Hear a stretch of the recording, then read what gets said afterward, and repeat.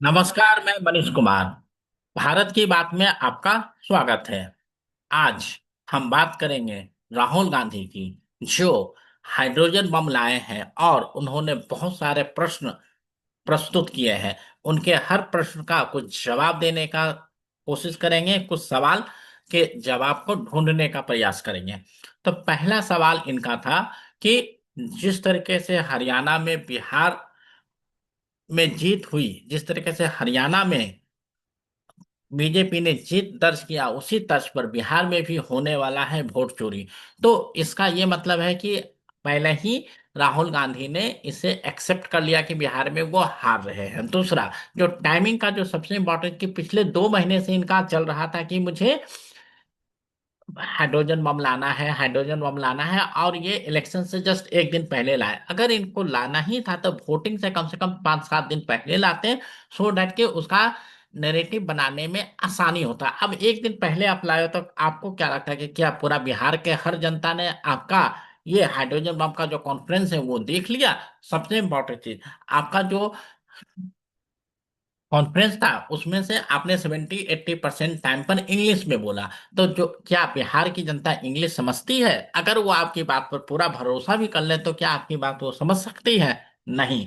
तो ये चीज अगर आपको बिहार में क्रांति लानी थी तो आप कम से कम 10 दिन 15 दिन पहले करते।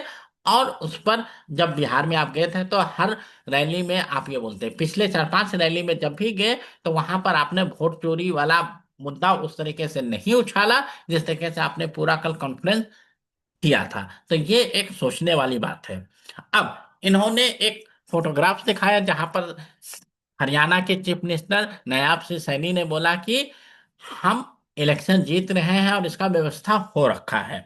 तो ऐसा कौन सा पार्टी है, ऐसा कौन सा नेता है, राहुल जी आप ये बता दो, जो पहले ही से बोल दे कि हम हार रहे हैं कहीं पर भी। इवन वो पार्टी जिसका जमानत भी जब्त होने वाला रहता वो भी कहती है मैं बम्पर जीत करने वाला हूं। तो आप सिर्फ नायाब सिंह सैनी ये बोले कि हमने व्यवस्था कर रखा है, तो व्यवस्था का क्या ये सिर्फ मतलब होता है वोट चोरी? मतलब अलग अलग तरीके के गलत टाइप के वोटरों का व्यवस्था कर लेना? व्यवस्था का मतलब होता है कि हाँ, हम लोगों के तक जाएंगे और अपना जो काम है वो लोगों को पहुंचाएंगे, बताएंगे, वो होता है व्यवस्था, वो होता है तंत्र। लेकिन आप जिस व्यवस्था की बात करो तो इसका मतलब है कि हर इलेक्शन में चाहे ओपोजिशन वाला हो या सत्तारूढ़ वाला हो, तो दोनों ही बोलते हैं कि हम जीतने वाले हैं। तो कोई एक तो जीतेगा, तो जो जीतता है तो इसका मतलब है कि जो जीत रहा है वो व्यवस्था कर रहा है। चाहे वो ममता बनर्जी हो या इवन आपका जो सरकार आंध्रा में हो या कर्नाटका में हो या उत्तराखंड में हो, तो हर जगह व्यवस्था है। तो सिर्फ आप फिर इसमें बीजेपी पर आप कैसे लांछन लगा सकते हो कि बीजेपी ने हरियाणा जीत लिया तो व्यवस्था है, और आप कर्नाटका, तेलंगाना और तमिलनाडु में स्टालिन या फिर ममता बनर्जी जी लाती है तो वो व्यवस्था नहीं है? तो ये चीज आपको सोचना पड़ेगा, क्योंकि दोहरा मापदंड नहीं चलेगा। अगर मापदंड है तो दोनों तरफ से चलेगा। और जो सबसे इंपॉर्टेंट चीज है कि अगर बीजेपी को करना है तो वो हर जगह क्यों नहीं कर रही है? वो तमिलनाडु में भी कर सकती है, वो वेस्ट बंगाल में भी कर सकती है, वो सिर्फ हरियाणा और सिर्फ कुछ ही राज्यों में क्यों किए? जब चोर ही बनना है, जब चोर ही कंफर्म होना है, चोरी कर ही रहे तो हर जगह चोरी करो। तो ये चीज आपको सोचना पड़ेगा। जिस तरीके से आप लोगों को बेवकूफ बनाने का ट्राई कर रहे हो, ये चीज अब नहीं चलेगा। अब इसके बाद इन्होंने एक मॉडल का फोटो निकाला और ये बोलना कि ये कौन है। ये मॉडल ब्राजील की एक मॉडल है जिसका वोटर आईडी में बहुत सारे नाम से डाला हुआ, जैसे कभी सीमा के नाम से, कभी स्वीटी के नाम से, कभी सरस्वती के नाम से। तो आपका ये कहना है कि एक लड़की जो ब्राजीलियन मॉडल है उसका का फोटो लगा के बहुत सारे वोटर आईडी बने हुए हैं, तो इसी पर तो इलेक्शन कमीशन एसआईआर कर रहा है कि अगर ऐसा कुछ भी गलत तत्व पाए जाते हैं, गलत आईडी है, तो उसको हम सुधारेंगे। तो आपकी बातों से तो ये श्योर शॉट हो चुका है कि इलेक्शन का जो वोटर लिस्ट है उसमें बहुत सारी गलतियां हैं और उसी गलतियां को सुधारना है। तो इलेक्शन कमीशन इस चीज पर काम कर रहा है। तो फिर अगर यही काम इलेक्शन कमीशन कर रहा था तो आप सुप्रीम कोर्ट क्यों गए? और इसी के बाद जो सबसे इंपॉर्टेंट चीज है कि जब आपसे एक पत्रकार ने पूछा कि क्या अब आपके पास इतने सबूत हैं, इतने फैक्ट्स है, तो क्या आप सुप्रीम कोर्ट जाएंगे और चैलेंज करेंगे?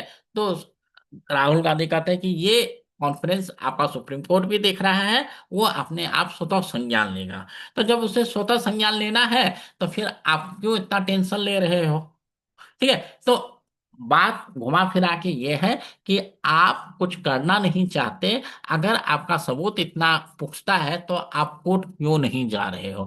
आपका सिर्फ एक उद्देश्य है, एक मंशा है कि लोगों के दिमाग में संदेह क्रिएट करें और लोग उस पर आपसे सवाल पूछे और सरकार से सवाल पूछे।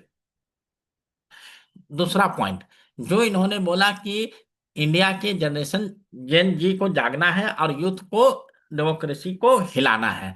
तो आप ये कहना चाह रहे हो कि अभी इंडिया का जेनजी नहीं जागा हुआ? अगर जेनजी नहीं जागा हुआ तो स्टार्टअप कैसे हो रहे हैं, इतने सारे इंडिया डेवलप कैसे कर रहा है?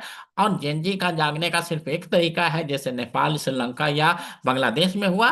तो आप कहीं ना कहीं भूल कर रहे हो, और इस तरीके से जो आप जेनजी पर आ रहे हो, आपके लिए बहुत खतरनाक है। खैर, ये आपका मुद्दा है, आप इसको कुछ भी करें, लेकिन इंडिया का जो जनरेशन जेनजी है वो आपके बहकावे में नहीं आने वाला है। क्योंकि हर जन अगर अपना वोट देखे तो क्या उसका नाम वोटर लिस्ट में है या नहीं? हाँ है। क्या वो वोट देने जाता है कि नहीं? क्या वो अपना वोट अपने जिसको देता है उसको जाता है कि नहीं? अगर ये तीन चीज श्योर है, तो वो फिर जनजे जो आप मुद्दा उठा रहे क्यों आपके साथ आएगा? तो जो राहुल गांधी ने हाइड्रोजन बम के नाम के कॉन्फ्रेंस में तीन चार सवाल मोस्टली उठाया, कि ये बीजेपी और चुनाव आयोग का मिला जुला तंत्र है। तो ये बिल्कुल ही सरासर, क्योंकि चुनाव आयोग अपने आप में एक संवैधानिक संस्था है और वो अपने तरीके से काम करता है। दूसरा, कि एक ही बंदे का कुछ अलग अलग नाम से है, जैसे एक ब्राजील मॉडल का 22-23 नामों से है। तो जो सबसे इंपॉर्टेंट चीज है, तो इसी चीज के लिए तो एसआईआर हो रहा है। थर्ड थिंग, अगर एक बंदे का 22, एक व्यक्ति का चेहरे से 22 जगह का है, तो क्या वो 22 जगह वोट दे रहा है? एक किसी भी एक लोकेशन पर वोट देने में किसी भी व्यक्ति को कम से कम 2 से 3 घंटे लगते हैं। वो घर से निकल के बूथ तक जाता है, बूथ में लाइन होता है, फिर वहां से निकलेगा, फिर दूसरे बूथ में जाएगा।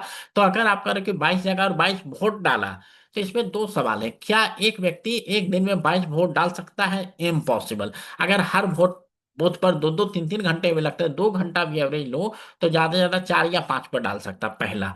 दूसरा, जब उसके हाथ पर जो स्याही लगती है, क्या वो स्याही 2 मिनट में उड़ जाता है? अगले 4 से 5 दिन तक नहीं निकलता। तो एक वोट पर, एक बूथ पर वोट देगा, फिर दूसरे जगह जाएगा, तो स्याही लगाने वाला जो ऑफिसर है वो बेवकूफ बैठा है क्या? वो कहेगा आपका तो एक जगह पर स्याही लग चुका, तो मैं दूसरे में कैसे लगाऊं?